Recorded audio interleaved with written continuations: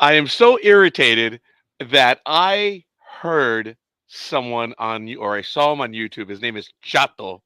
He's a former Hollywood executive, and I love to hate his intro. Okay. Hola, denizens of the internet. Like, oh man, I love it. I love it. And I effectively just stole it right now, and I don't want to. So I've got to work on a different greeting. But in the words of Mr. Chato, hola, denizens of the internet. I think that's just a simple intro. I love it. It's really good. And we already have a like from a Elizabeth Olivia Cooper. So that's absolutely awesome. You know who I am. I'm Roger. That's Liz over there. I am something, and she is a soul searcher. So I don't know if Richard will be joining us today. He may.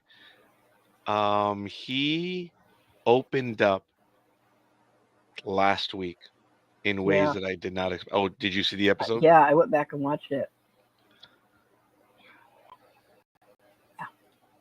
So I am touched, flattered in every which way. And Gridiron Girl is watching us right now. So I have to ask, Gridiron Girl, where are you? If you're not out and about doing what you do, come and join us. Come and talk. We're talking dating and relationships in 2024. Ladies and gentlemen, we had a wonderful episode last week. Oh, you saw the episode then? Yeah, There I were did. a lot of people in the chat room, weren't there? Yep. And Yeah. unfortunately, like I told you just a little bit ago, I'm only going to be here for a very short time, but So I'm looking for a wing girl. a wing woman. I'll take a wingman for now, but as I said, a wing girl or a wing woman. Yeah, you're right. I want a WW. How do you do the M's or like that? Something like Whoa, no, it's not right. Yeah. Hey, don't flip me off. So, Don't um, tempt me. yeah, well, But you wouldn't be the first, and you most certainly won't be the last. So, it is all good.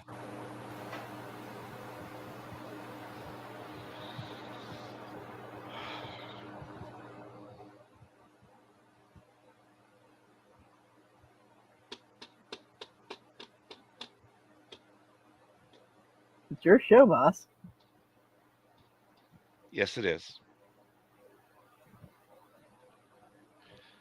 Anyway, I just, I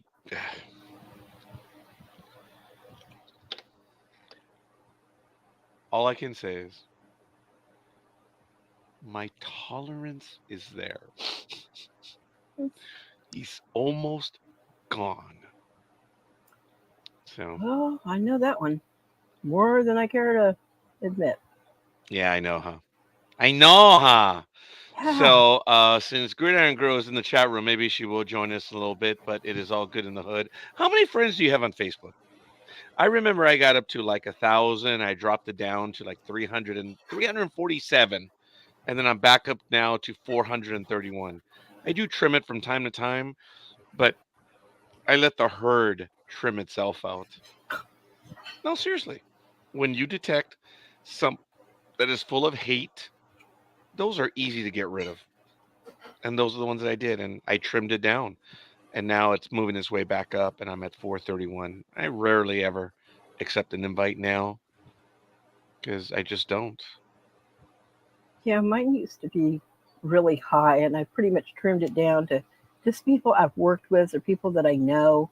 And I think I'm like 600 and 660, 655, somewhere in there. Oh, are you really? Yeah. Oh, wow.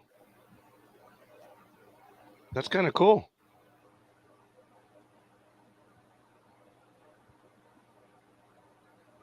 You know what's freaky is when you're not at home and you're at work, and all of a sudden you get a phone call from a child that you've only seen pictures of, and this child lives in Australia and wants to call to talk to me because their parents have told them about me and they're bored. Really? Yes. I said, "Have you told your mother you're calling me?" No. And then she takes me through the house and shows me. And my dad's asleep on the couch here.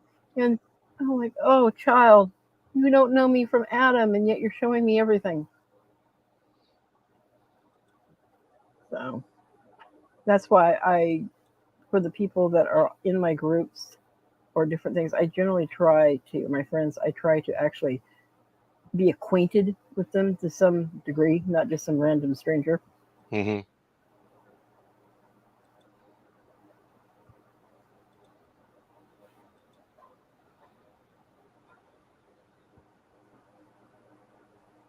So, So when was the last time you went on a date? well, I know the last time I attempted to go on a date, which was when my marriage decided to crumble. My I'm anniversary sorry. is that's okay. My anniversary is on the 11th, and I really don't give a rat's patootie. You know, The 11th of September? yep, it was chosen that way. I had, well, you know, most of my family are either military or first responders, including myself. And when the towers went down, I didn't know if I was going to be deployed that day because I worked with the Red Cross at that time, and we were put on standby if we were going to fly out, and we kept waiting and waiting and waiting. And finally, we were told just to go ahead and stand down because there wasn't really anything for the Red Cross to go in and do as far as medical personnel. Um, so after that, my husband and I were planning a wedding, and we decided let's go ahead and plan this specifically on September 11th to basically thumb our noses in the face of terrorism and just say, you know what, you're not going to drag us down. We're going to do what we want and still celebrate life. And so for my whole reception and everything, it was all 9/11 themed, America themed. So, but as far as the last time I went on a date was probably before my daughter was born. Oh, wow. I had my daughter was maybe 18 months old, and I had her and my niece, who was about 4 at the time, and we were in Arizona seeing my in laws. And my sister in law and brother in law I had two sisters in law and two brothers in law, and they said, you know what, we're going to take the kids. You guys go have a romantic evening, the whole bit. In fact, we'll keep the kids overnight. You do, the whole thing. And I had, we always used to burn CDs to carry with us. I had like 500 CDs that were burned that we would carry and do different things. And I kept trying to get him to, okay, let's come over to the couch. Let's, have a glass of wine. Let's, enjoy a movie. And his whole thing was, no, I'm too busy gaming. I got to get through this game. I'm too busy gaming. And that was the day that I knew was the end of the marriage. I'm sorry. Yeah, it's just, and then so many things over the years has just gone on after that too. As you know, I have some health problems, and I ask for little things. Um, I mean, just very simple things like, do you mind, you're in the kitchen, do you mind throwing me a cup of coffee? Well, not throwing me a cup of coffee. You mind, you're making yourself a cup of coffee. You mind, making me one too? And all it is hemming and hawing, and it's such a burden. And so it's just like, yeah, I want out so badly. I don't even wear my ring anymore. Just, I want to find somebody that I can share experiences with that is my age level, that has my same loves, things I like to do, and just like you had said before, you just kind of want somebody to go have a cup of coffee with or enjoy some time with.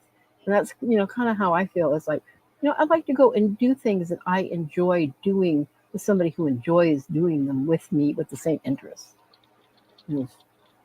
I don't think you can find that easily in today's the way things are. It's like dating sites. I would never go on a dating site simply because of my baggage per se. But I don't know. I did. I gave up. I've been on a dating site since 2022.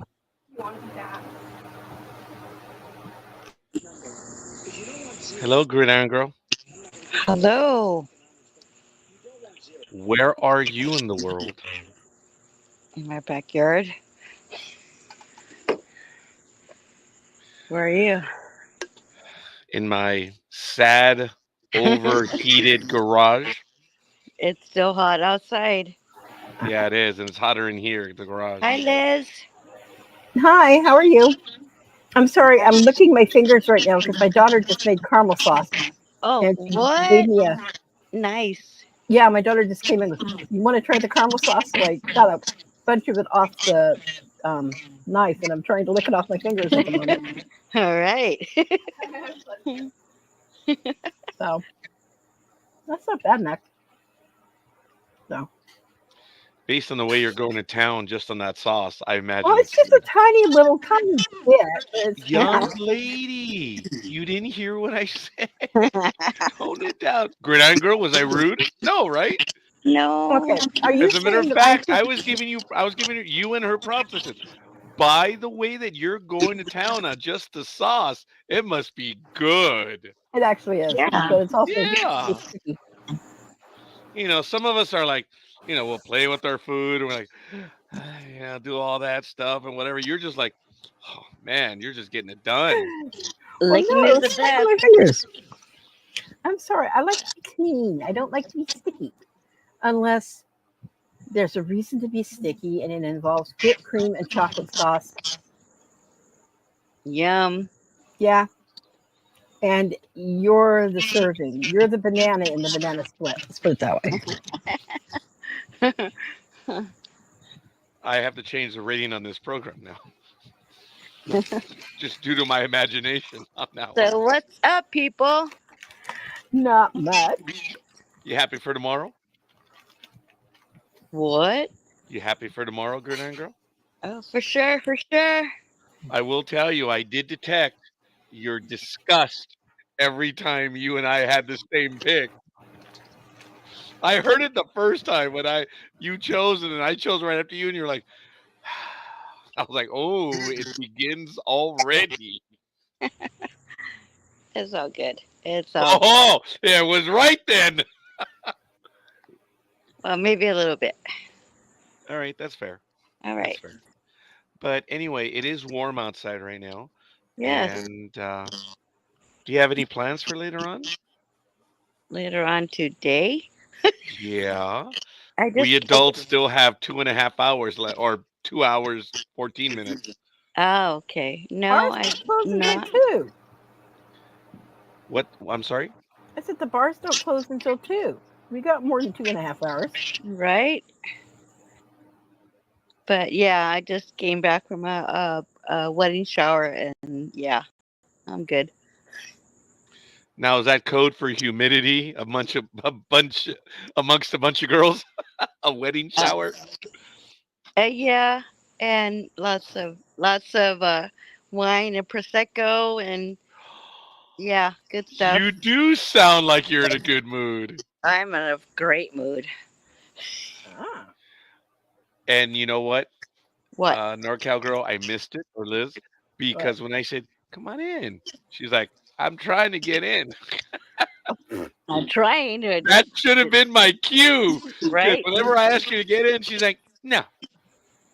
No. You got it. It's like it's hard because sometimes like what I cannot do it sometimes. You That sounds cannot like a do it? personal problem. I need a little bit of clarity, woman, because if I had faith in anyone, it would be you. No, sometimes you just can't make it difficult, you guys. I still have it. You know it, right? Yes. And I found the Dodger Cup again. I have it indoors. I have got something for you when I have to go there in a month for you. You have something for me? Yes, I do. Wow. And you're going to love it. Everything from you. Ah. You've had a lot to drink. Yes, I have. Yes, you have. This one is probably going to be amusing tonight, but that is good. When was the last time you went on a date, Gridiron Girl? A date? Yeah, I love a date. Like, what is Hmm. that? Huh? Wow. Yeah, I don't know. It's been a long time. Y- Yeah, no. Why? What's happening? Well, we're talking dating and relationships tonight. Okay. Okay. So, Yeah, thank you. yeah, long time. Yeah. And you? Thank you for asking. I had mentioned in the prior programs that during COVID, I did go out on several dates. Yes, Um, yes. and I Right. but I was doing online applications, and I gave up on at least the Facebook one I've given up on. But last week, Andrew mentioned you got to have some skin in the game. I'm like, well, yeah, but oh, you mean investment? Oh, yes, and that's exactly what he meant. He said it's serious if you're willing to pay for the application. You have skin in the game. There's an investment. I was like, oh, well, the ones that charge you money are the more real ones, I guess. Mm-hmm. Hmm. I was terribly disappointed with the Facebook dating now. Yeah, that's not. That's. I don't know about that one. As a matter of fact, I finally just shut off the whole connection about a month, maybe 2 months ago. Yeah. Actually, about the time I started this program. Yeah, I just gave up on that. I'm not signed up for anything right now. Did you? Okay, let me ask you, girls. Did you girls at any time ever think of signing up for an app, a dating app? It crossed my mind. Okay, cross your Crossed my mind. mind. Did you, Gridiron Girl, at any time, or no? Hmm. I will go with Liz said. Yes. Cross my Oh, mind.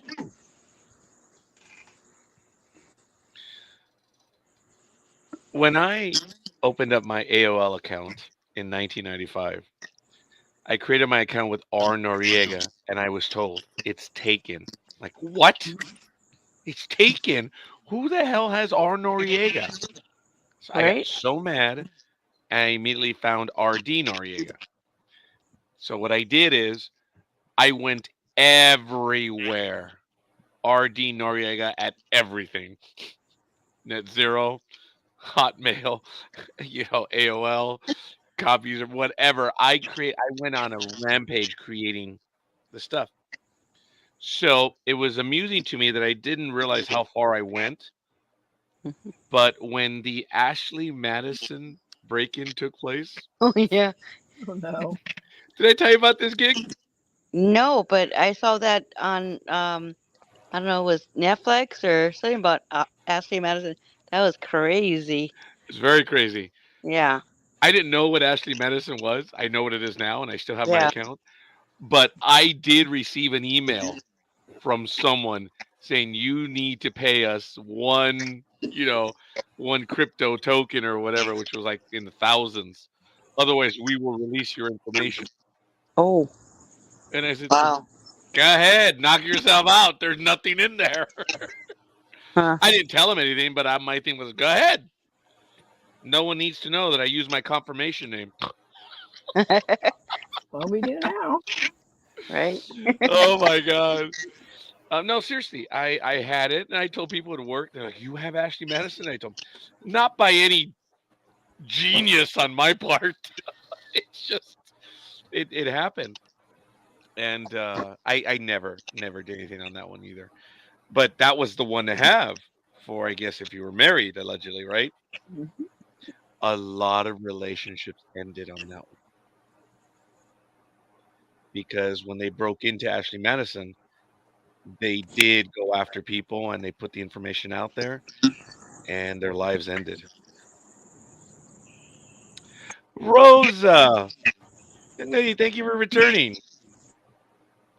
What? I looked with the Talkafee service. The guy, oh, Andrew, I think. mentioned, and it costs like 4,000 to get introduced to 3 people. That's Okay, not worth it. I will say this one thing.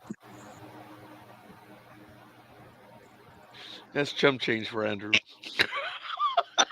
That's all I'm gonna say. For me, I'm a poor working girl. No way. that's half a month of pay.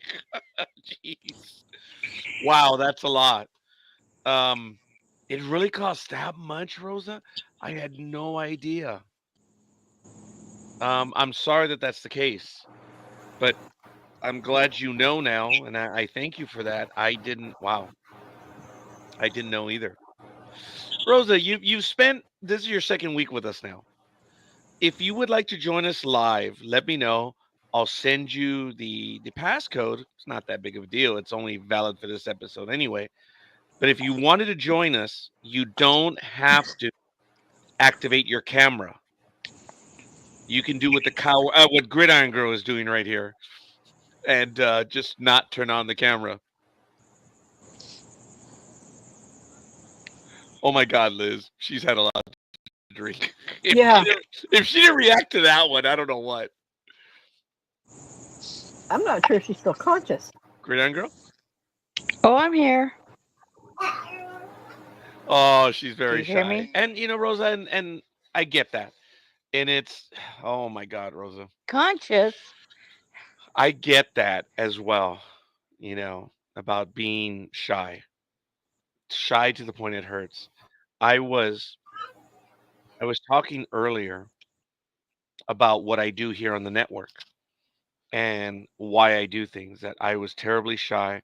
I couldn't do a speech at school. I couldn't speak to anyone.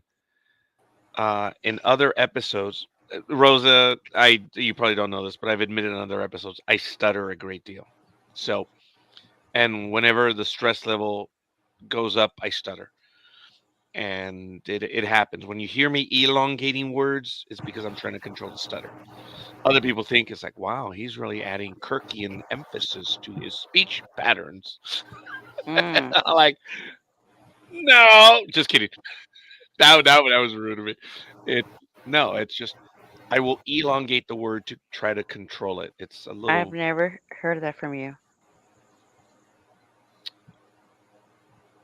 I never told you I didn't take a lot. I didn't. God, there. Now, all right. Damn it. You're Now it's thinking happening. about it. All right, Yeah. hold on. I never told you that. It's sad. It did happen right now. Oh my God, I got stressed out. I've never told you that I didn't like talking on the phone.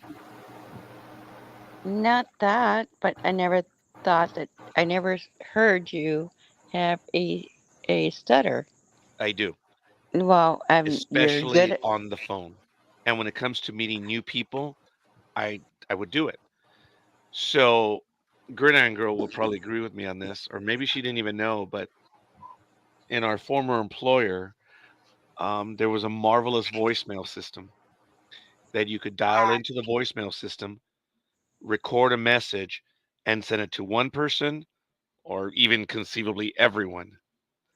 But you could send it to someone, and I would do that. And I think Gridiron Girl would tell me, dude, I didn't hear you call me. So I sent you a message. That happened, right, Gridiron Girl?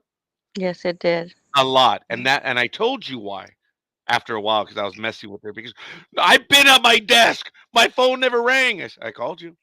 Well, Voice because I was there. wanted the timesheets.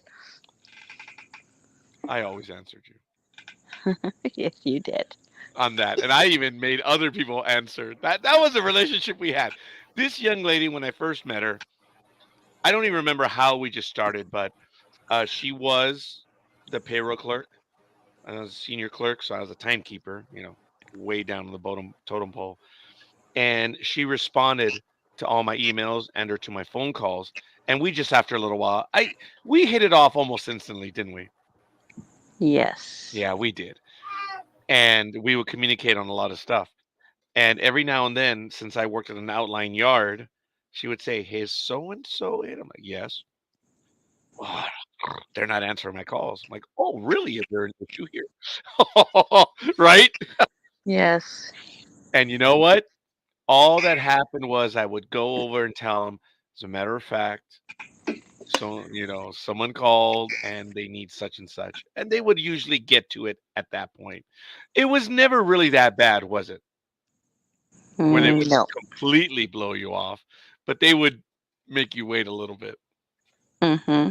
Yeah, they were good people. They had a lot to do, but sometimes they need to be reminded.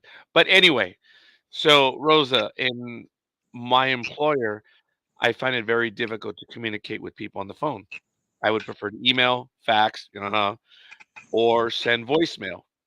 And there was a time that you could even do it via T-Mobile and Sprint. That if you knew that they were on the Sprint network, you could use your voicemail system and send it to their phone, and it would never ring. It would just blink. You have a message, and it would drive everyone insane.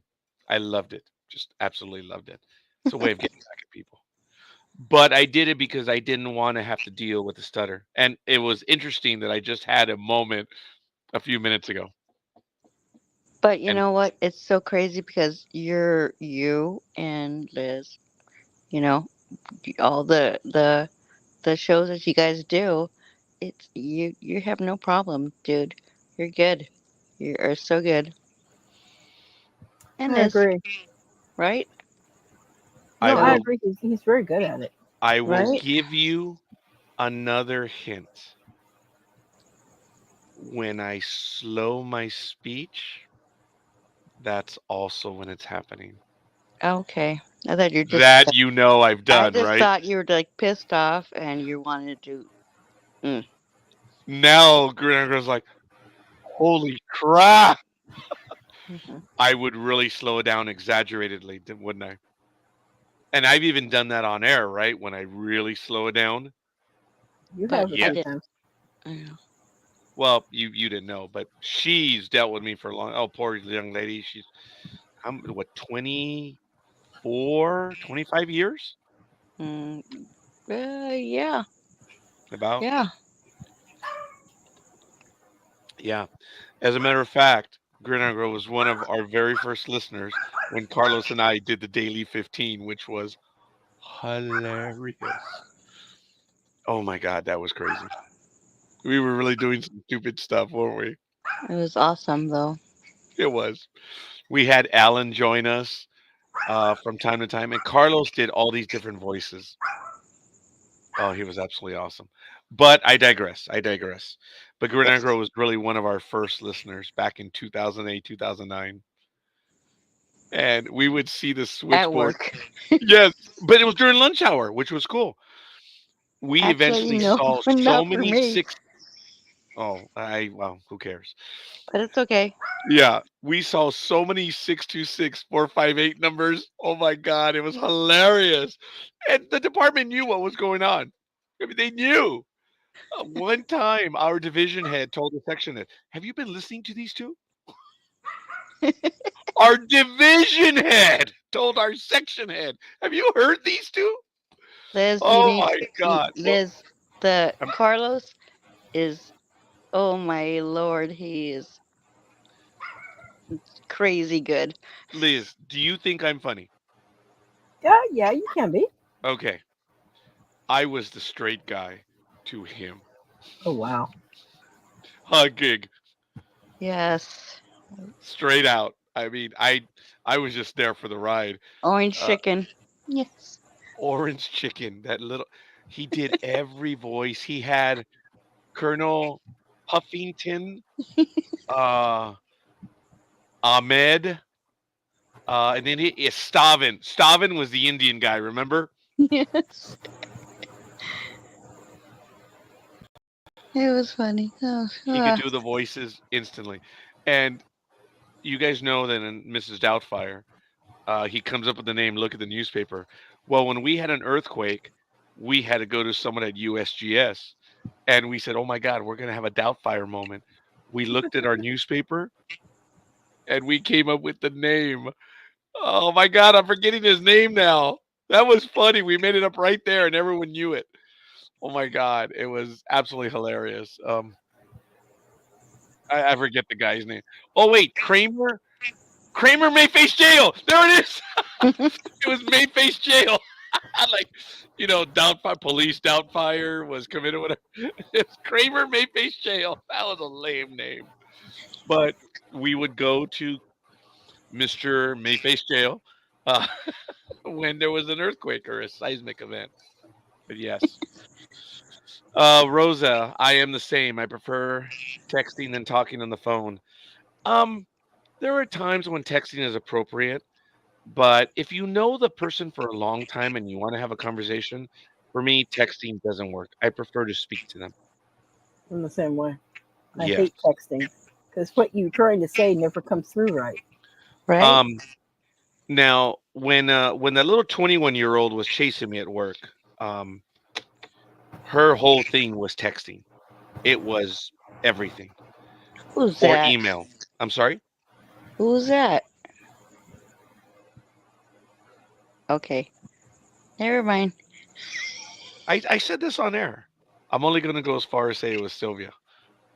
Oh, okay. You remember now, right? Got it. Yeah, a lot of people didn't like her, apparently. A lot of Liz, people did. A Liz, lot of people yeah, did. no. Yeah, Liz, no, for him. No. No, no. I was 34. She was 21. Wow. Okay. Okay, and if it was flipped, Didn't you remember I said that's when I was working out? I was so whipped that I went to the gym with her. We had a gym in the headquarters building, and we went. It was so funny when the two guys from performance management went Down down down in the the dungeon? basement of the building. Fuck. Sorry. Excuse me?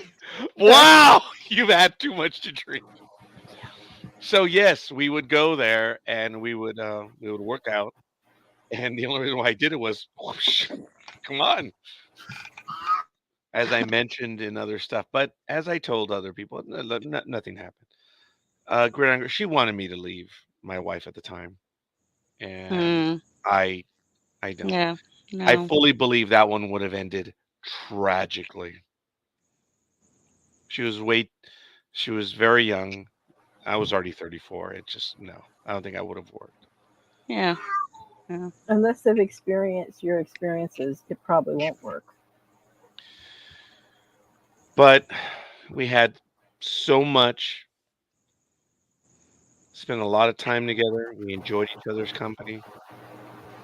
We did. And we used to go to a mall to walk the mall. She would always hold on to my arm. It was really funny.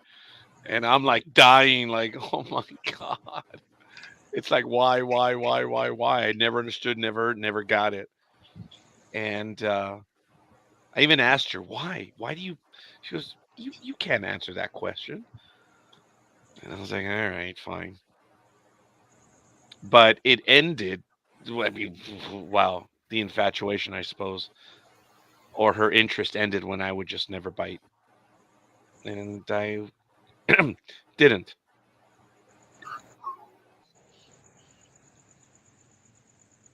Hmm. You haven't been on all of these programs, Gridiron Girl. I've admitted to several. And do you know, Gridiron Girl, I have to tell you Hmm. that I wrote an article. I told you about this, right, Liz?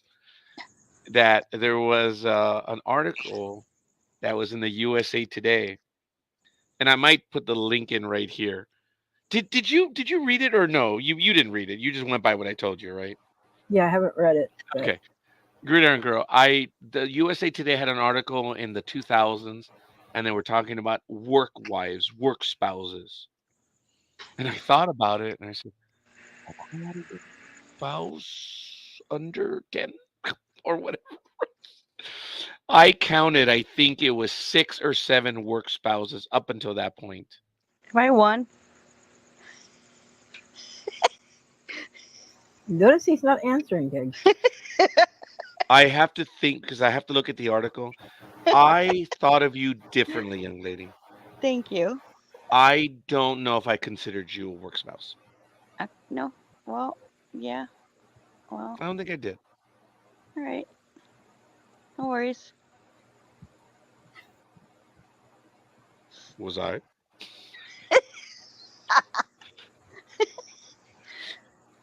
Was I? But hello. work Was I life. your work spouse? Well, okay, work spouses. Come on, how how Liz and Anime Girl, how we have, we talk to during the program. That's considered like we have a little. That's kind of like a wife thingy. So yeah, I believe so. We had that when we were working, because I would raid you, and that's pretty much of a kind of a wife. Oh my! She's No, gonna no, it's not what you're saying. It's the liquid courage. It's what's yeah, yeah. Rosa. Let me answer that question in a moment. I'm gonna pull the link for that article that I wrote on Blogger. Okay. I'll be So, back. I need okay, some more. please I need return I need and some go more slurp liquid. up some more. I'm gonna go get me another refreshment. I'll be back. Thank you. Okay. Okay. What is the requirement for a work spouse? I'm actually going to get to that article right now. I am going to go to the preview and everything on my webpage. And it was the USA Today article, Work Spouse.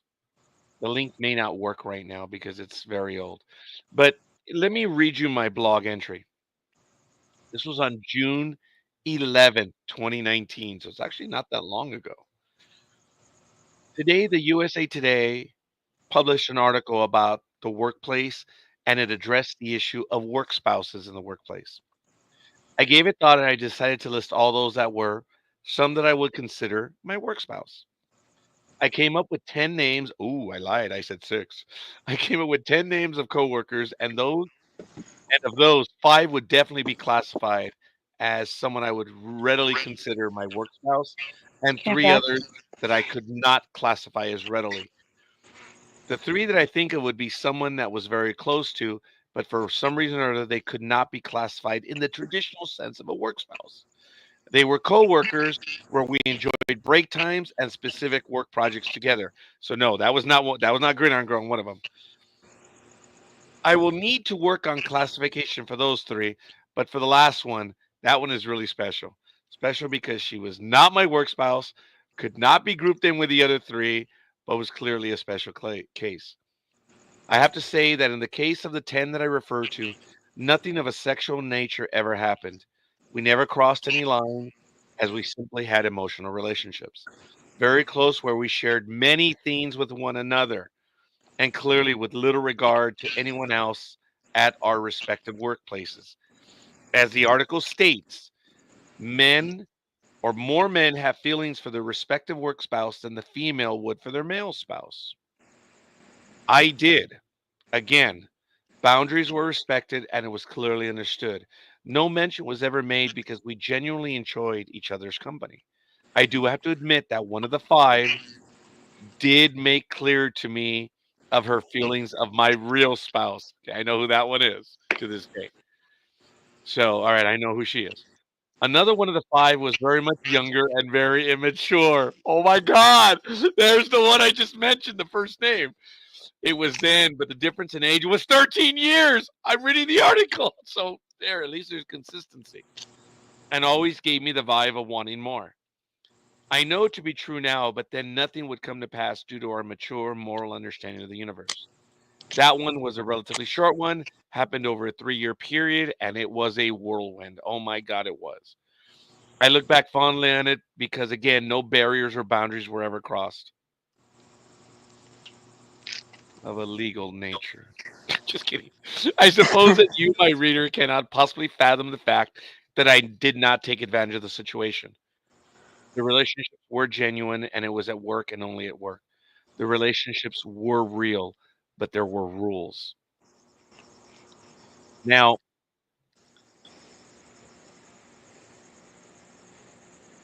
um, I'm trying to find the link under USA Today to see if it still works. And um, I'm sure they do, Rosa. A lot of affairs start that way, but Yes. Not with me. No, not you. No. I, Rosa, you haven't been here for other episodes, but I admitted that I am stupid. I mean, naive, because I am. I've always been naive. I look back now and realize, oh my God, they were sending me the signals. And here is the article. It's still available on USA Today. So I'm going to put it in the chat room, and I'm going to put it to share it with my co-hosts. Man, I can't read. Okay. The average American puts in 34.5 hours in the office each week. That's a lot of time interacting with colleagues, making friends, and sometimes forming intense bonds.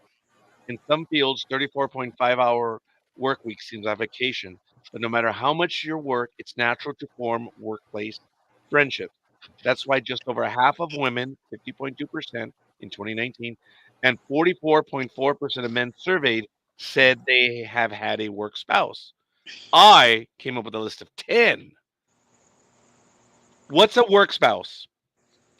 It's a colleague you have a strong friendship with, who is the gender you're attracted to, and with whom you have a bond that resembles that of a married couple. According to the job search engine Simply Hired, which surveyed 1,001 full time employees in the subject. Topics discussed: colleagues. Oh, yeah, 78.3. Work problems. Oh, yes, 75. My projects. I have to check that out. 74.5. My marriage or romantic relationships. 56.5. And problems at home. 51.2. And my sex life. 29.1. Doesn't matter if they're your work wife or work spouse or not. Still very difficult to talk about those things. But there were a few that had those conversations with me. As a matter of fact, I told you there was one. That was the same young lady that she called me one time, and I could hear water in the background. I'm like, "What? It's something going?" No, I'm taking a shower. What? Right now? She's like, "Yes." Oh, to be water. That was my line to her. Oh, to be water. Ugh. Yes, I know. Like, it's over in a second. This What? was a text or this was an No, actual phone she call? called me. Oh, shit. That's why I'm like, oh yeah, yeah.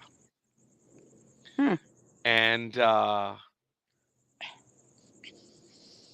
well, this is one that went shopping with me, and we spent $500 on clothes. You bought her? No, I Oh, bought myself, and she okay. went. And all of a sudden, I show up with a brand new wardrobe, and even my wife's like, "You went shopping for clothes?" Right? Yeah. She's Yee. not stupid. Right? No. But again, that was the thing of it, and I tell you, with her, I was just naive, but it eventually, even for me, became obvious what it was. And she did. She wanted me to leave. She wanted me to leave my Hmm. house. That one of all of that one was. Um, I remember two workers who fit that description. Everyone talked about them. Okay, well, yeah. Now, it says a work spouse, when it's a positive relationship, tends to be a stress reliever. It's a person you're close to with whom you can discuss work problems, colleagues, and personal issues. Where it can become a problem is when the conversation veers into the personal and the relationship crosses boundaries. Yes. Yep. That's a line that's different for each person. If your actual spouse knows about the work spouse, and mine did, of 9 of them. And while that may be okay, if the relationship is more of a secret, then it might be an issue. I was 34. I was being chased by a 21-year-old.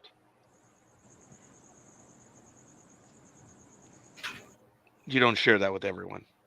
No. And let me tell you something. A person, when this was going on, who I was very close to, is on this program right now. And that's the young lady right there, Gridiron Girl. We were already talking. We were already getting along with a lot of stuff. But um, like I say, I consider my work spouse someone that I worked with in proximity.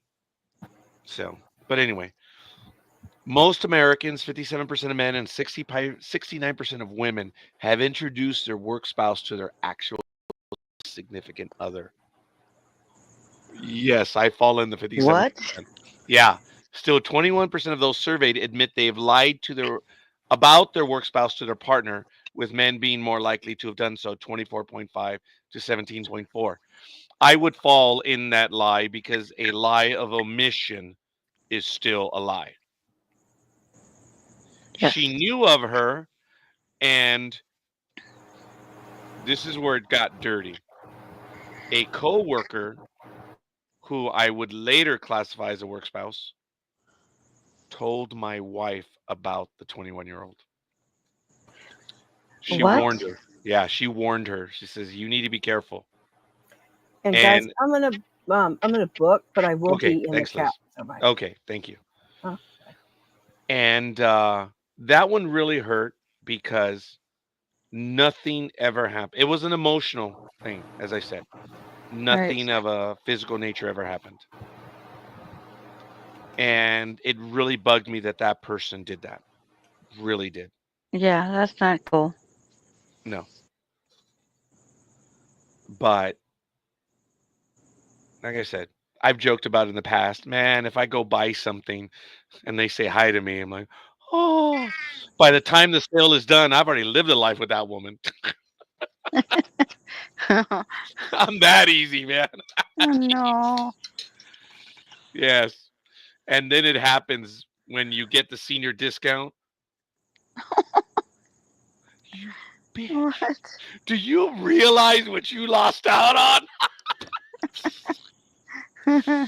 Oh. Some women consider an emotional affair worse than a sexual one. Okay. Wait, what? Some women consider an emotional affair worse than a sexual one. Yeah. I believe so. I have fully. I'm sorry. Go ahead. No. Cause yeah, I gotta hear you on that one because yeah, I that kind of occurred too for me there at the at yeah it yeah I, I, I'm with you, Roger. I had someone there also that was at a very emotional and yeah relationship kind of well At work, huh? at work. So You see, I knew you were always taken. what? Oh, That's the most I've ever, so we'll let it go, okay? Um, yes. And Rosa, I never really thought about that, and I appreciate that comment. Um, yeah. you all know, I've told you, or I've said in prior episodes, that mine ended, and people, when they ask me, "Didn't you see it coming? Did you see any signs?" And I said, "No." And they think I'm lying or I'm diluting myself. I didn't. Were there warning signs? Yeah, but I was stupid. I was naive. I didn't know. And to this day, I still don't know many things. I have had things happen in my office here that, unless I'm being flashed, sometimes I don't even know. And it's just because, I don't know, it was that future priest in me, I suppose. Mm, right. But a lot of people can't believe that I am that naive or misunderstanding. I miss a lot of things. No, you're just a good guy. You just I think you're just too good and you're too um I think you've had too much to drink. what? I think you've had too much to drink. That too.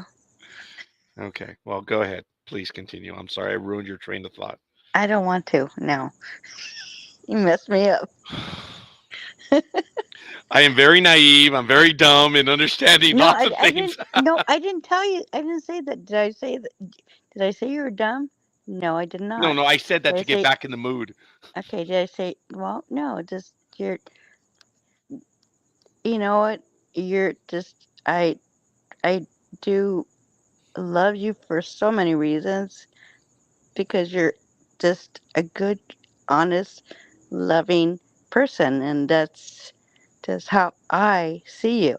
So if people do not appreciate that kind of a person, fuck them. So Hmm. there you go. I was made fun of obviously by a lot of male coworkers, and I was actually hated by a lot of male coworkers because when it came to break time or lunch, I had a lot of female coworkers. They would come over and spend time with me in my office in our conference Yes. room, and I know why they did so.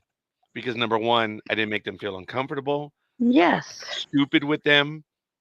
I mean, yes, I could be my humor could be risque, right, Gridiron Girl? Yes. 'Cause that's when my eyebrow lifts. But I always did it to try to make people laugh, right? I Yes. think you knew that. That was the thing. Yes, I could easily be called a flirt, and maybe people misunderstood that, but my thing was to genuinely make people laugh. What I do being on air on my other programs, I try to make people laugh. Hmm. That's always been my endeavor. I have been in situations where I try to make people laugh, and then I clearly misunderstand. I see that they misunderstood. I'm like, oh, that has created problems. That has. I've had situations where I was accused of things, Oh, wow. Hmm. and you know who it was. I was accused of something very nasty, and it was horrible. And the only thing that saved me was that she was incompetent, and she relied on the advice of someone else, and she accused someone else of the same thing. And we're like, well, how does that work? Right. That's the only thing that saved me. And the reality was, yeah. And I had to see that person somewhat regularly over a 20-year period in trainings, offsite trainings. And it's like, oh my God, you're here too. And it was happenstance that we were in the same trainings. And I never disliked her. I never hated her. I was never even angry when she accused me. I think I already told this story, and I'm sorry if I'm repeating myself for the audience. But she accused me of harassment of a sexual nature, and she accused a female coworker of a sexual nature. It, I know that she was frustrated where she was in her position, and she was advised on what she needed to do to get moved out. And in a way, I was like, okay, well, if you're going to attack someone, attack me. I can handle it. But it was a miserable time in my life. Productivity went bad. My attendance went bad. I think Gridiron Girl remembers doing the timesheets, and she might even remember those times when it was bad for me. I used up all the time that I had. I was missing a lot of time, and everyone knew it. Management knew it, but you have to believe the employee that makes the accusations until their case is made. And when their case was made, it fell apart. Right. I do not harbor ill will towards her. I actually did respect her. I told you she was from another country. She was and is an educated woman.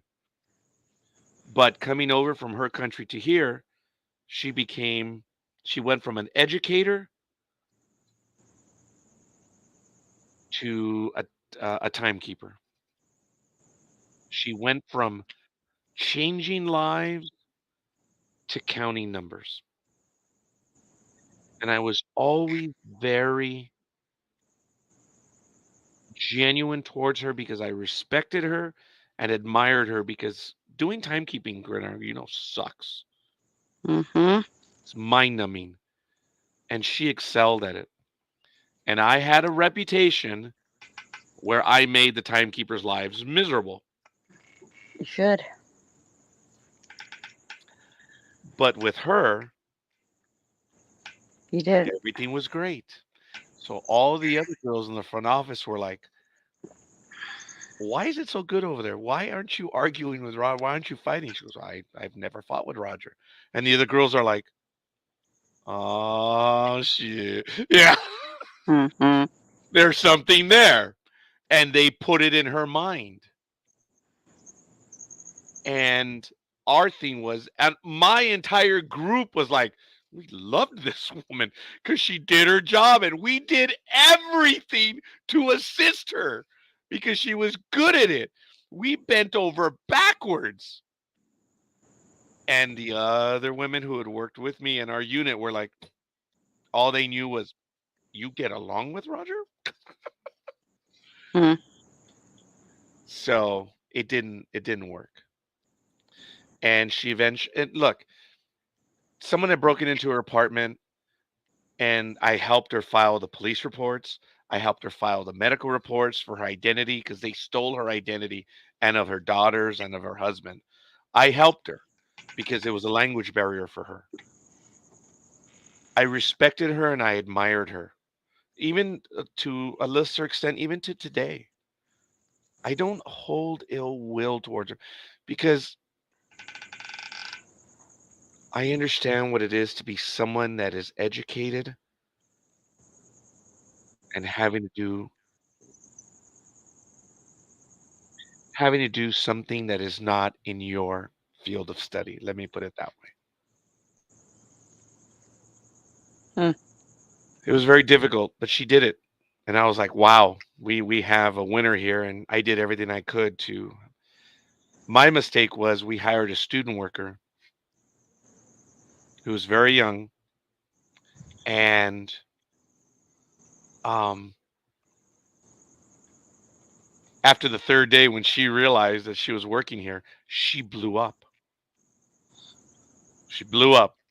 You might say there was another hen in the house. I don't know, but the relationship just went down. I mean, management would even talk to her and tell her what is going. It was bad. It was ugly. It was war. My supervisor and I and the other supervisor didn't know what was going on. We were like, what's the deal? And then it dawned on me. I'm like, oh my god, she no longer ran the roost. She no longer ran the roost. There was another hen in the house, and it went bad after that. It went downhill, and it was bad. And she eventually filed against me and someone else. It took 10 months to run its course. And yeah, that's on my Hmm. record.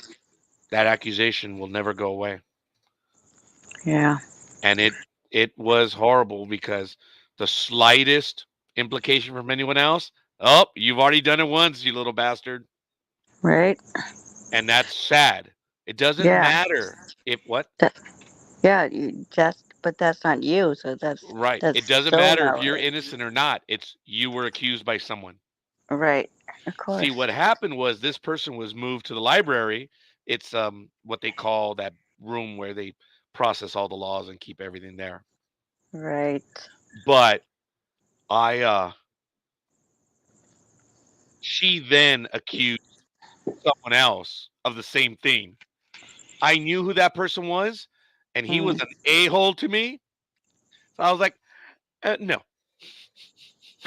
Right. I Don't was gonna don't let come him know. I was gonna help don't him come out. to me and What was that, like Gridiron Girl?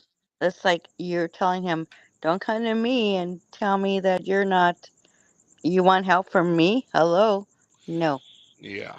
not So happening. another thing that saved me was when she made another accusation within a year or two against someone else. And Mm. then there was another accusation against someone else.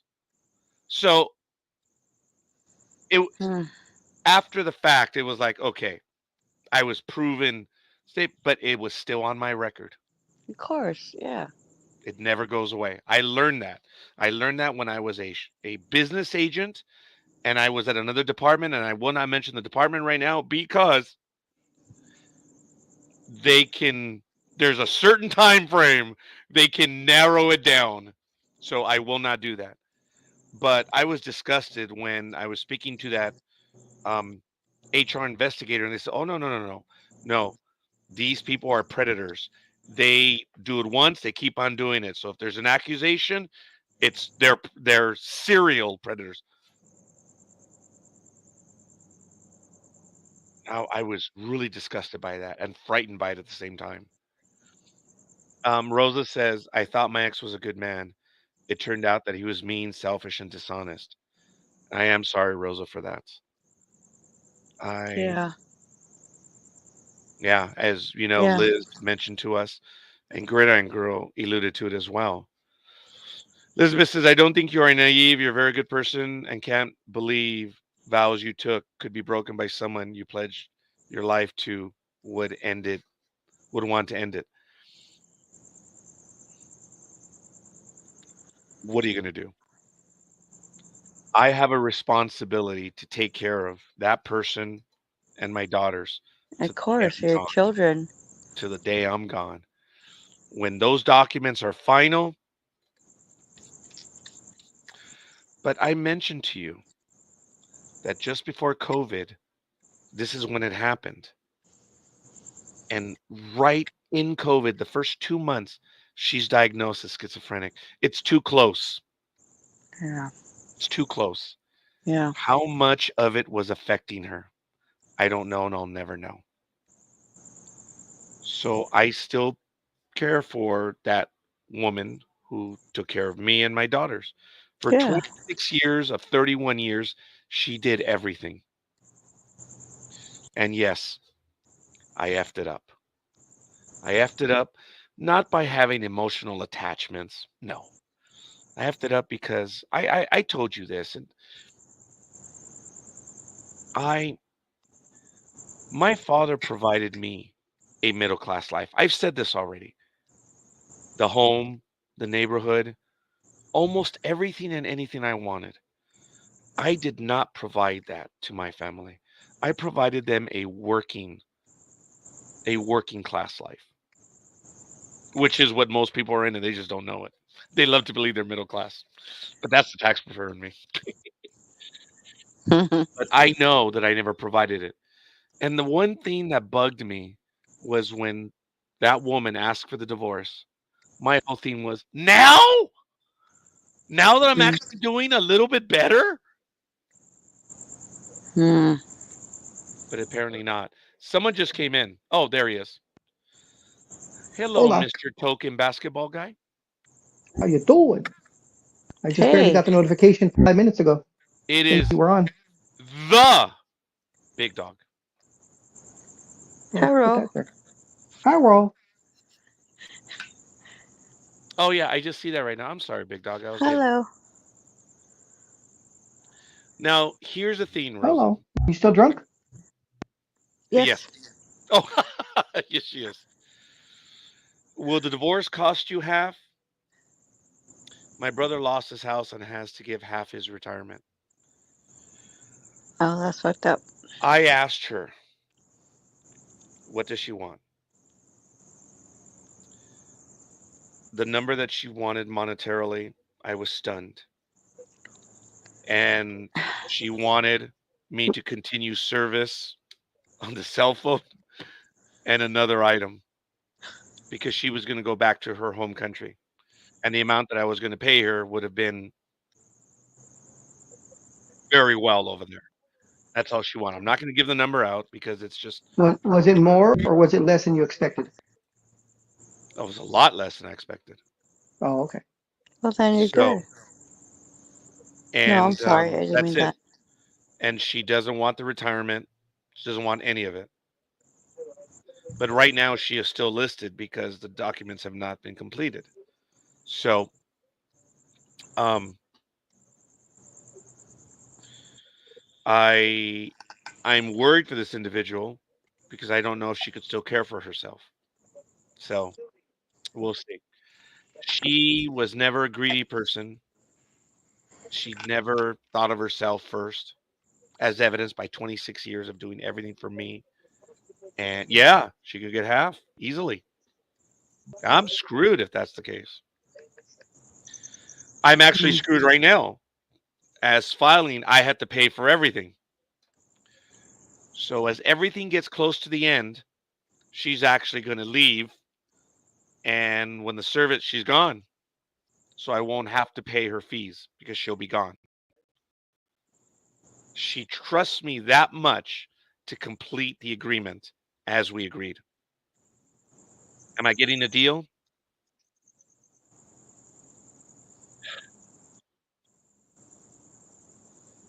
I don't In know. the world of materialism, yes.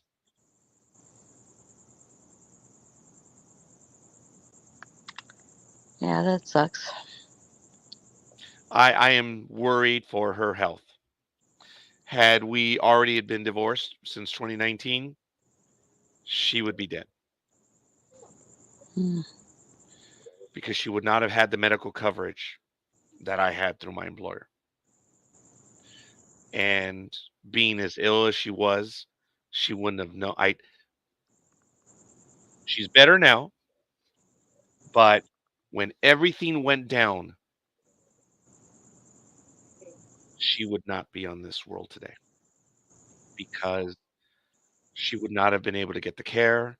She would not have been able to do a lot of things. And I am grateful that I had the insurance coverage. She deserved. Oh shit. She earned that. She didn't deserve it. She earned it. I almost said deserved. So Hmm. how will she survive? She's gonna go back home to her country of origin and live over there. And you know, when you say that's why they ask for alimony, I don't have a choice. It's a long-term marriage. It's a mathematical equation. Doesn't matter. And a lot of people don't understand this in California, being that it's no fault. It doesn't matter if this person cheated. It doesn't matter if this person beat you. No, it's a long-term marriage. It's a mathematical function. My buddy who was in the Marine Corps and worked at the office had to beat it into me. Dude. Not trying to be an asshole. It's a formula. That's it. We'll be back right now. That's all it is. It's a formula. So I've learned because I've witnessed it being a financial planner. It's a formula. And I have to talk people down from the edge about what they're going to do. And I tell them. So let me see. Yes, but I thought you said she only asked for some money, but no support. Um, I I apologize. She asked for a certain amount monthly. I am sorry. And not doesn't want the pension either. But here's the thing. Okay, I better not say that. But um she will have a pension by the time she's of retirement age. I am working on that and fixing that because she's never worked a day in her life. So she will have a pension before she reaches retirement age. I will make certain of that.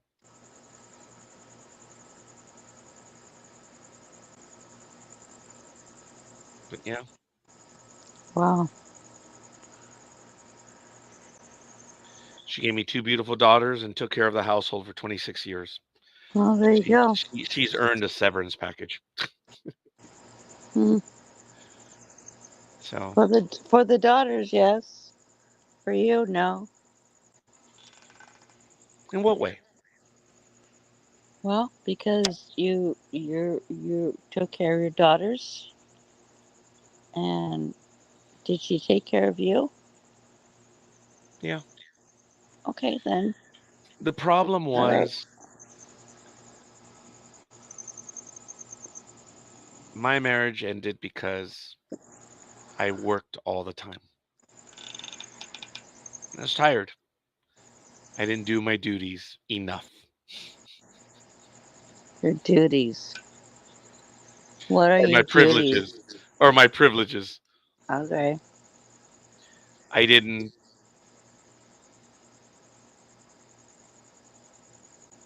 I didn't do enough. Okay.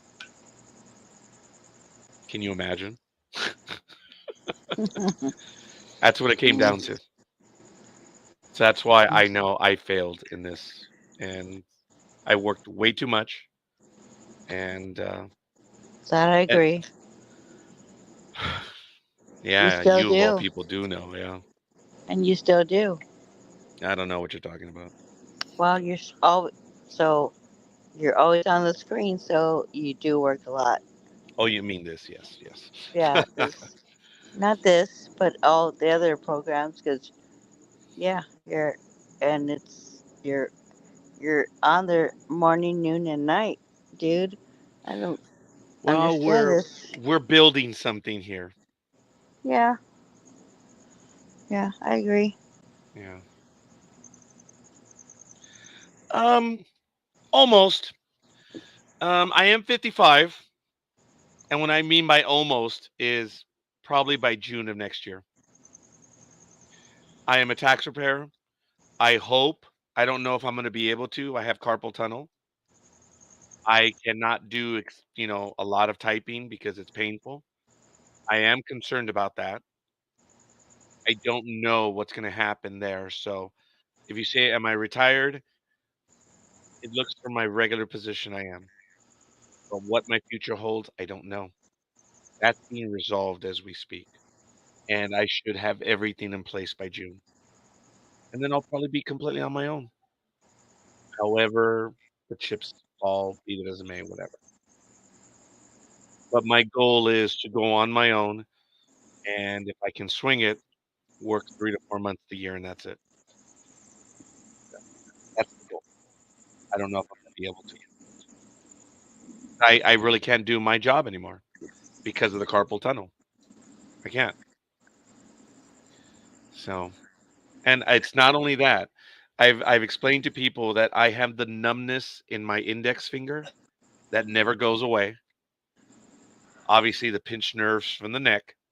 I have I have compressing discs, very painful, and they've been painful for weeks now again. I did get an epidural in July. The effect is long gone. It didn't last very long after all. Yes, Rosa, but right now it's a painful retirement, and I hope to be able to have some stuff done medically that I will have a better retirement. So I can be on my own. I don't know if I'm gonna be able to. They're talking about surgery, they're talking about all this scary stuff. I don't know what's gonna happen, and I'm looking forward to having it get resolved, but we'll see. But as you heard Gridiron Girl say, yeah, I've worked my entire life. I don't think I'm lazy, No, you're not. Like and I it's like what's like what he's on again. oh, You're always there. It's like well, in that's everything that I do, I try to be committed. I do yes, my you best. are So, it is what it is. right. So me doing this might be a little bit of the hurt puppy stuff. I fully admit No, it. It may be, but I'm also doing it to learn from other people as well. And if we're able to help people by working through things, then that's what we're going to do. true. I do admit, I've said I am. I've always had someone in my life, and right now I do not. I know you don't need someone to make yourself happy, to make yourself whole. I don't know, but there is a cavernous hole in my life. When I started to travel on my own, I traveled alone, and it was the saddest, most depressing thing for me. I'm privileged that I can travel, but I never expected to do it alone. That's the sad part. Yeah. But I'm not going to stop. I'm going to continue to do so. And if someone learns through my failures, then all the better. I advise young couples that when they start, I said, you're no longer two people. You're now one. You can't keep secrets. You have to be upfront and you need to share everything. I may have been wrong on the sharing of the monies because you don't know how the other person's going to be. Huh, Gridiron Girl? Yeah. But yeah, you're you're a good guy because not all men do that for their significant other or their whatever you want to call them. Yeah, they don't go that route that you do because they can also say go fuck yourself. You go do it on your own. I'm just it's that's from my from what I've experienced. So yeah, it's not always great. So when I hear you talk about how you can give to Marguerite, you know, I give you props, dude. I do because I don't see that on my side. So just saying. Thank you. Rosa says, I saw on the news that more adults are eating out alone at sit down restaurants. Yes, I see it. Yep. I'm not that forlorn soul, though, when I go out that I'm having a meal and I'm looking around. No, I don't do No. that. No. No. But I do look up enough to see. I've always been a solitary individual. And that's another thing.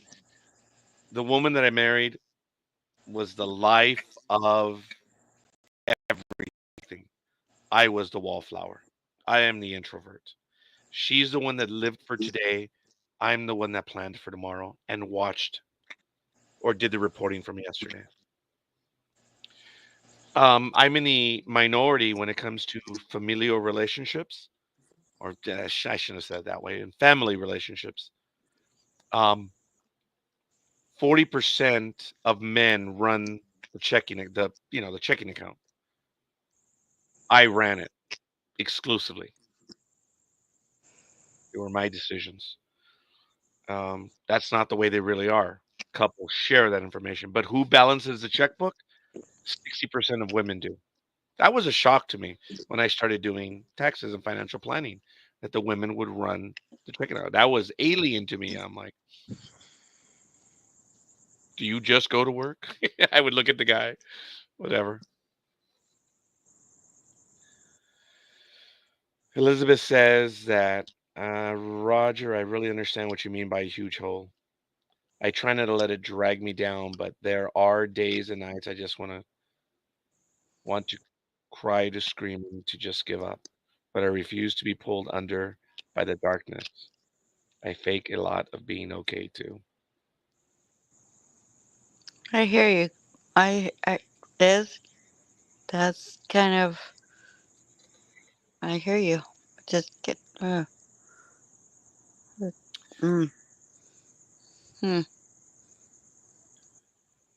Liz, I said earlier, I think it was on Sports Talk with the guys, the people that I admire most are the ones that no matter what is going on in their lives, no matter what they're enduring, they wake up every morning, they put the proverbial time card in the slot, and they punch that card. I know the younger audience has no idea what I'm explaining. But the people that I admire the most are the ones that wake up every day, no matter how stormy, cloudy, hot, cold the outlook of the day is going to be for that person. They wake up and they decide to do. Not to live, not to leave, but to do. Yeah. I contemplated several times in my life. They were these intellectual conversations that I would have on ending it, we'll say. No, this is not a 5150 situation, folks. But I did.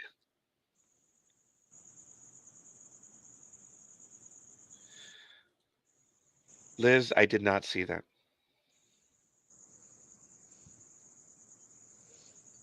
But I mean it. Folks, the people that inspire me are the people that do, just as I said.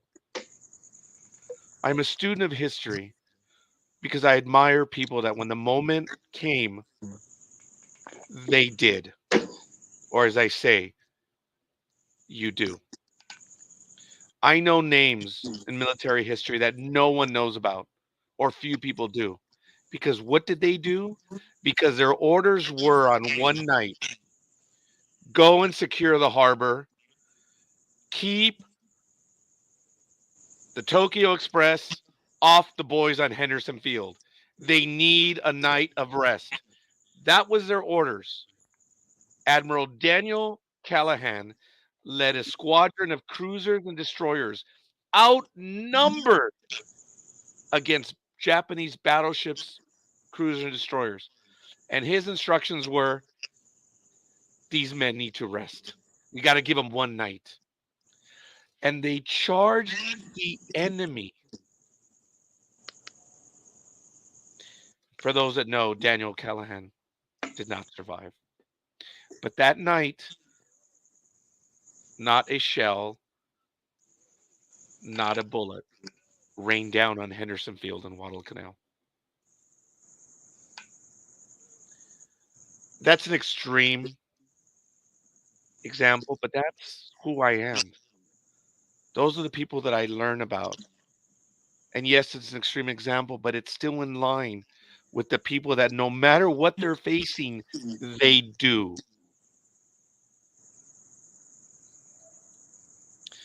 Rose, I thank you for sharing that. I missed my calling. I should have gone in. And I was crushed when my youngest was denied because she had her gallbladder removed. So she wasn't eligible. She was crushed. I was too. I have a ship. Some of you will know this and some of you will get it. I wrote 2 spec scripts for Star Trek. I've alluded to it. I haven't talked about them very much. The first one I just admitted to a few weeks ago, and it was called Today Hasn't Happened. But there was a second spec script, and it was entitled We Will Never Forget. And the TV Guide synopsis of this was Voyager discovers a ship out of place and out of time, but still one of their own. And it was a story of a very old exploring ship called the Sullivans. Anyone who knows anything about America knows what I'm talking about. And in my story, this ship was lost to history. It fell into a spatial anomaly and it was gone. A mystery. And it shows up in the Delta Quadrant. And the USS Voyager finds this ship out of place and out of time. They're kin, but they're kin of 200 years in the past. And they are no longer alone. And they're going to make the journey home together. Stronger. But their original enemy finds them. And in the exchange that happened, the Sullivans knew that they were out of place and out of time. But they were no longer lost to history. They gave themselves in a pitched battle so that the other ship could go home. That was a story that I wrote. Nice. That's really nice. That was the TV Guide version of it. TV Guide. Remember how they would say, "What's Yes. on tonight?" They would do 2 or 3. Yes. I hadn't shared that with Liz either. That's my Voyager story, Liz. And the other one is a Next Generation story called Today Hasn't Happened. I am an admirer of the Navy. I'm an admirer of all services, but I'm an admirer of the Navy. I've always been. And Star Trek is a natural extension of such. For sure. Um, for those of you that know and don't know, the Sullivans is a destroyer name for the family of the 5 brothers that were lost on the same ship in the same battle. 4 of them were getting away, but one, or they were going to save themselves, but one was still lost, and they all returned to get him out, and all 5 went down with the ship. Hmm. So a destroyer was named after them. Those are the stories that I have inside of me, Liz. You've heard me say I am a frustrated writer. I don't always say it, but I am. My stories are of duty, honor, service, real people. Flawed, but real people. And that one was one of my favorite stories. We will never forget. I like it. I hope to one day put it in book form. Right? Yeah. But yeah, that I've never ever shared the second story to anyone. But the first one people kind of know about it, and I've hinted about it and stuff. But I am a frustrated writer. And more it's building in me to write some more. And I think that's why I'm here today. Every time I went on a oh, every time I met someone and when I took them to lunch or went on a date, I took my manuscripts with me. Not necessarily the ones I'm talking about, but I wanted them to know who I was, and I shared little things with them. I do believe I am poetic. I rarely ever talk about it. I wrote in haiku. I love that. I love writing poetry, but I don't share it with anyone or anything because I just don't. I wrote a review, and it's on Amazon, and it's about Mr. Hornfisher's book about the last stand of the Tin Can Sailors. It's the Battle of Leyte Gulf. For many of you know, Halsey stormed the north and he left the back door open. Bunch of destroyers, destroyer escorts, and little escort carriers were left guarding the door. Kurata turned the corner and he was bearing down on them. They were mincemeat. If he got through those 40 ships, all very small, against his 6 battleships, it was over. There were 250,000 soldiers on landing ships. It was over. Those destroyers, destroyer escorts, carriers, they knew. They knew that they were the only thing that stood between them and 250,000 boys. And they charged the enemy. Outgunned, outmatched.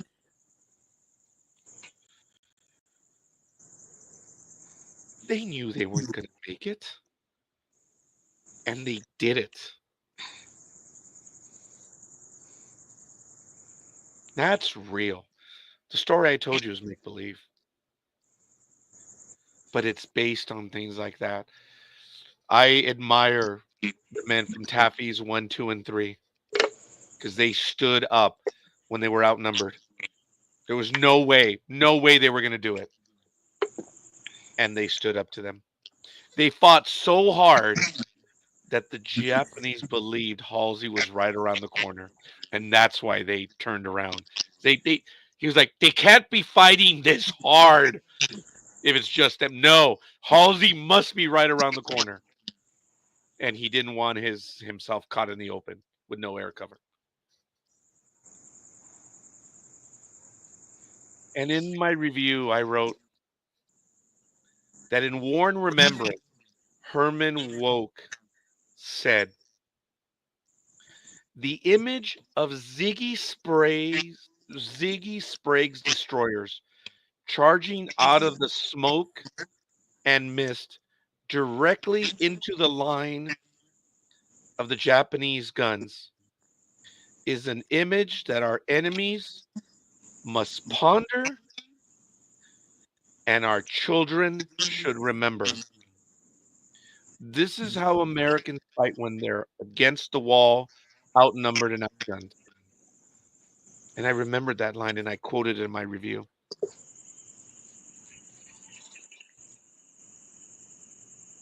Hence, I wrote the story. We will never forget.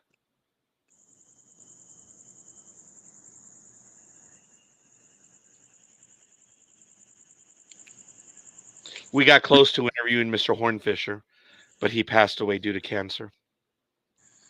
If there's ever a book that needs to be made, it's The Last Stand of the Tin Can Sailors. But I know I'm very much off topic, and I'm so sorry. Oh, no. That's who I am. It's all good, Roger. You're all This is who good. I yeah. I am definitely an emotional mess when it comes to history. No, but it's awesome. I read history because I feel it's being forgotten. Yes. So true. You know who I think are some of the greatest people ever? Who? In South Carolina, there was this regiment that was tasked with the night attack, the first wave against Fort Sumter. It was during the Civil War, and the men that were fighting were black. They were attacking the white fort. They knew they were going to die, but they knew that a moment had arrived in their lives that would never, ever come again. They knew the moment was greater than them, and all of them chose to partake. Not for glory, but for the opportunity to be able to do. And many of you know I'm talking about the movie Glory. You want Yes. to see something? You go watch Glory. You've seen the movie, right, Gridiron? Yes, I did. That's an awesome movie. I teared up. I teared up. I was shocked because I didn't know how it ended. Hmm. I was shattered. But Yeah. it was true that word of their bravery and courage got out, and it helped to end the Civil War. So yeah. Yeah. Sorry, folks, for getting a little heavy, but that's who and what I am. I rarely ever talk about it because I know I can get very heavy.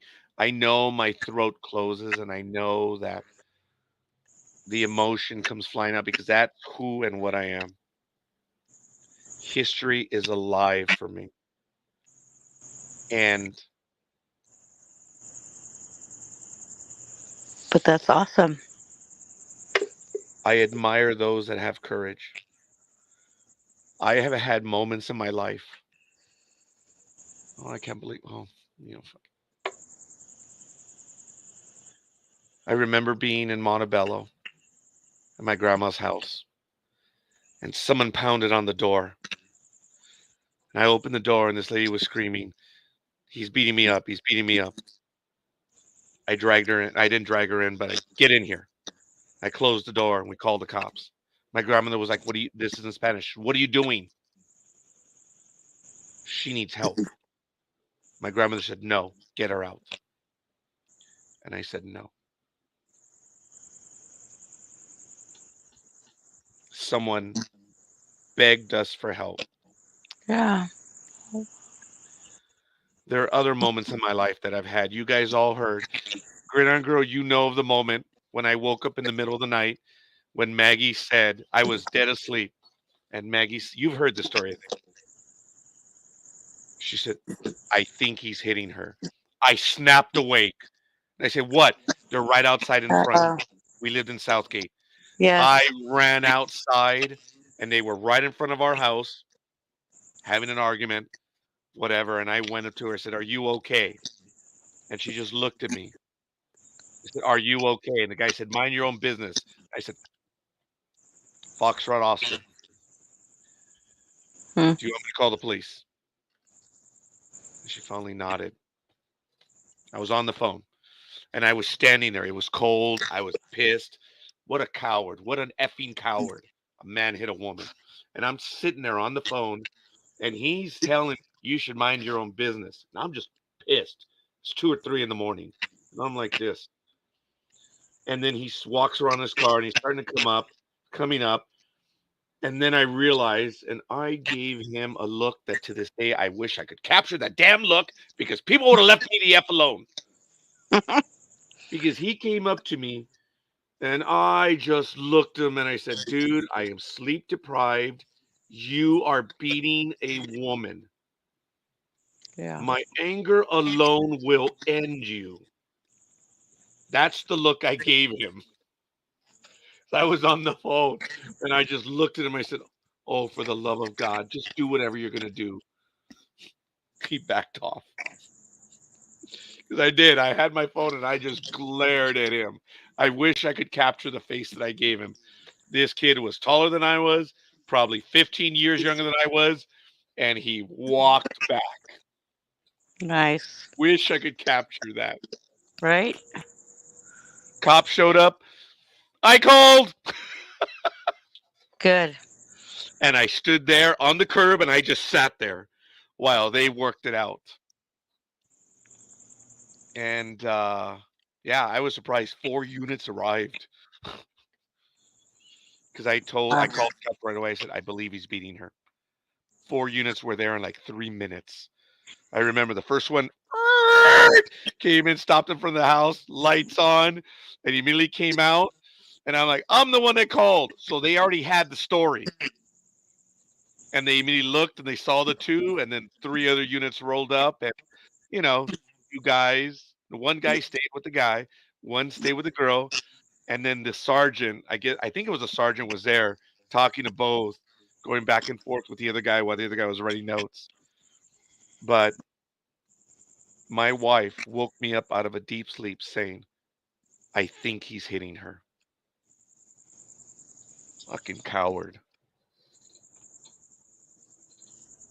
And I put on Facebook, I'm like, "Oh my God, oh my God, oh my God, this just happened." Another thing happened about a year later. This girl, she made the mistake. She said, "Don't call the police." I don't know what happened to her.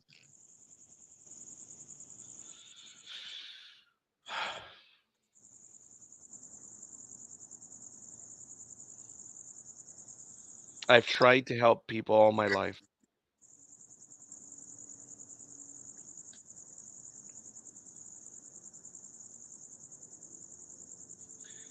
It doesn't always work though.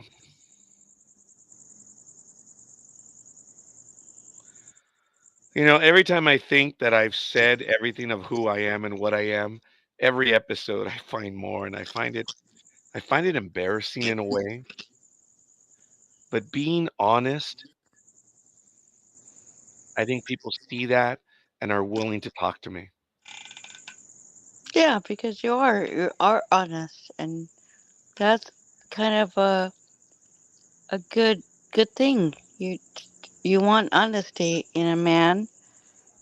You don't want a guy that bullshits you all the time, and women can't see that, and you're nowhere there, Roger.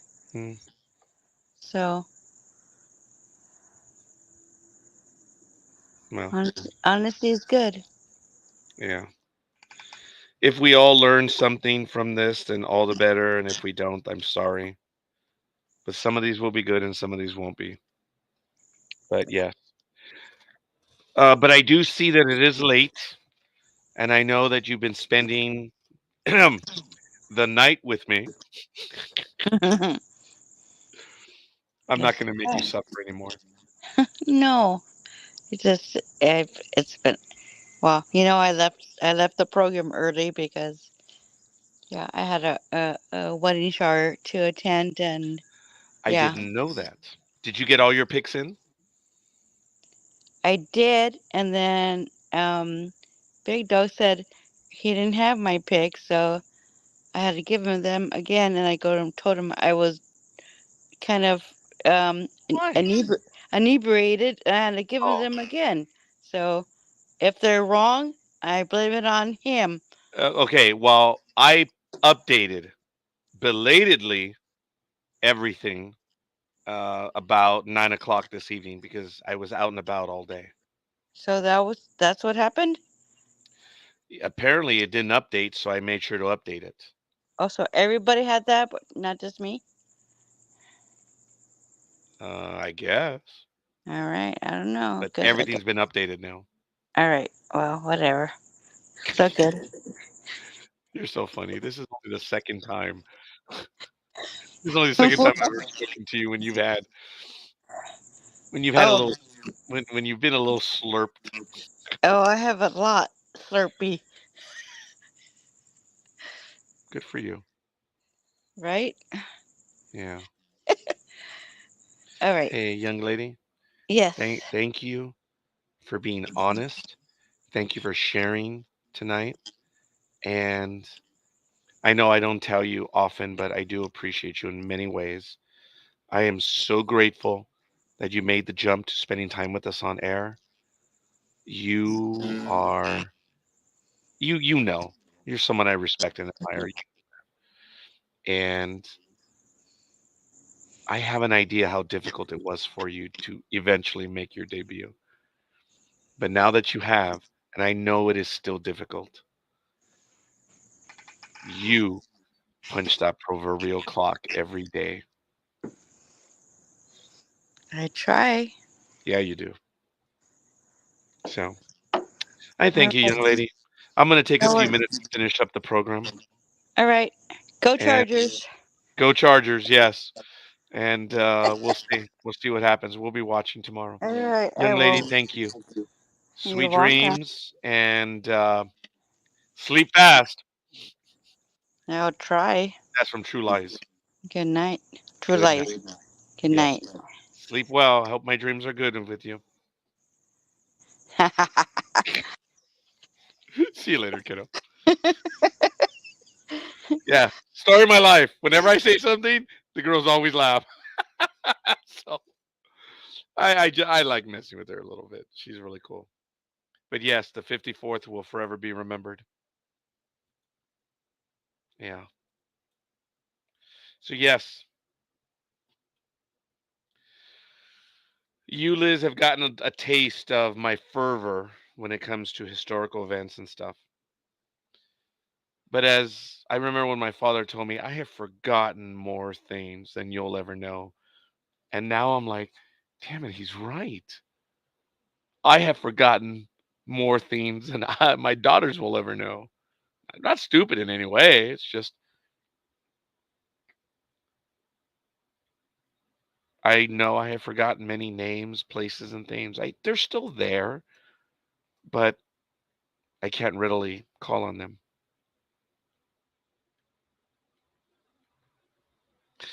My message to everyone is Value each day. Slow things down. Pay attention to everything around you. Savor the moment because it's never going to come back. We as a species are built on moments, and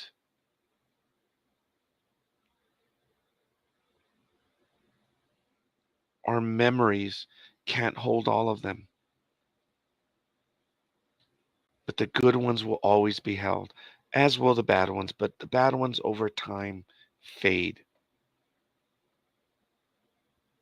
Sometimes it's a choice when it comes to remembering. Some people have a brain that helps them to block out stuff.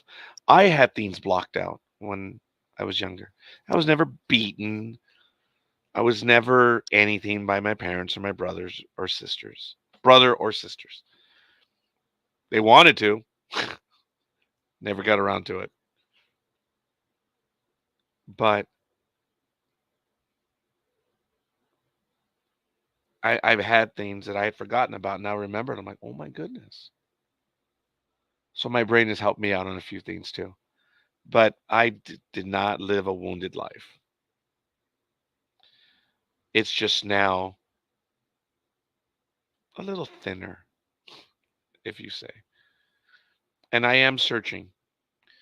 I am searching maybe for someone to speak to have time with.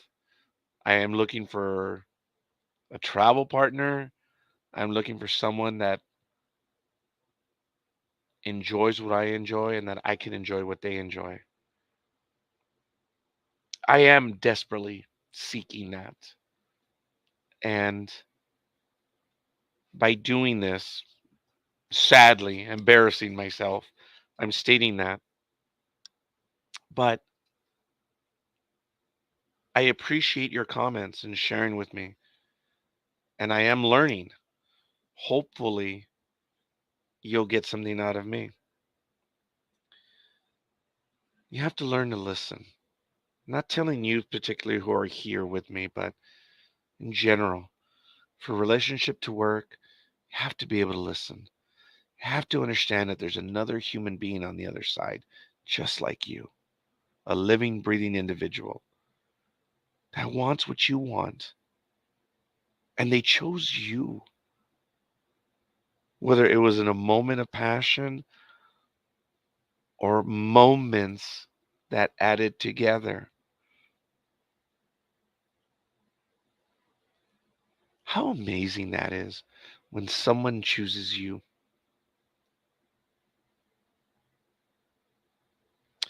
I miss that. I really do. I don't know what is held for me or what is in the future, but I hold out hope. I truly believe that there is light at the end of the tunnel. I've seen them in my life. The problem is those damn engineers did not tell me that the tunnel has, I was going to say, ups and downs and lefts and rights and even a few screwballs in there for good measure. But the light is there.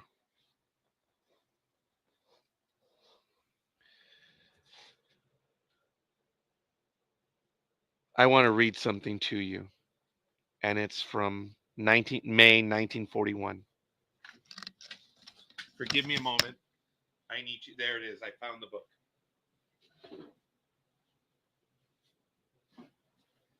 It's several paragraphs. But this is who I am. This is what I am. Oh, the earpiece came off again.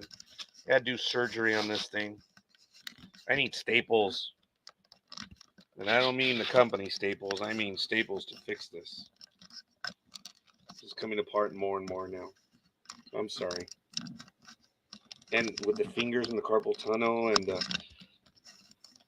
that numbness, it's very difficult. So I apologize. This is from the book, The Sinking of the Bismarck. It's one of the darkest moments.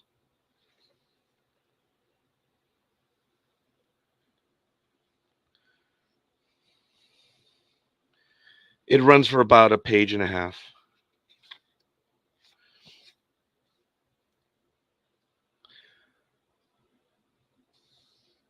He might as well face it. He had lost the race. To complicate the situation, his two battleships were running low on fuel.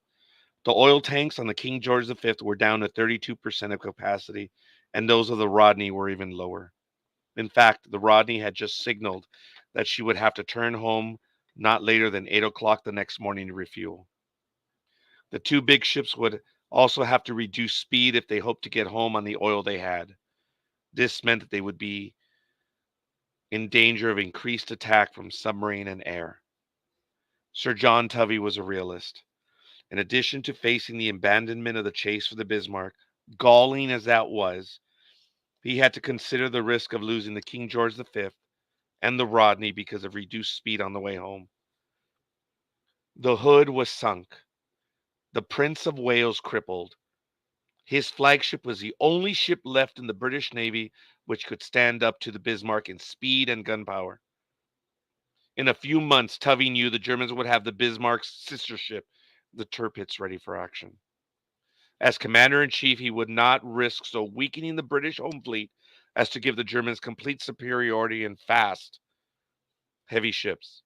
He must preserve the King George V at any cost. The future demanded it.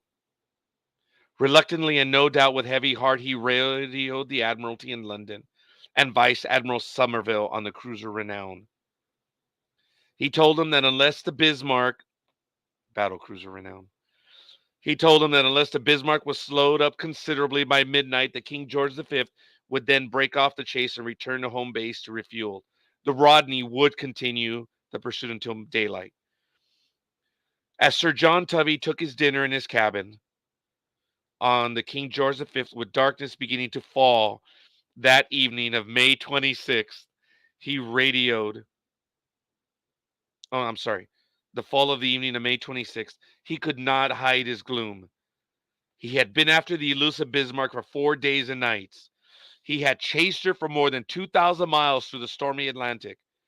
He had lost the fleet's most powerful ship and seen the two newest battleships crippled and forced to return for repairs. He had come so near to his prey and then lost her. And because of a schoolboy's mistake in arithmetic, after radio direction, NDB, bearings had relocated her, he had sailed off in the wrong direction and falling behind in the chase.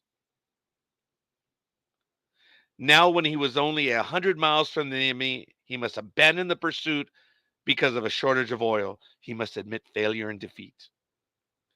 Nor could Sir John prevent his discouragement from spreading to the crew of his flagship. It was a dark, bitter hour for all of them. They could not know that out of the gathering night and the storm, fortune, at that very moment, was beginning at last to smile on them.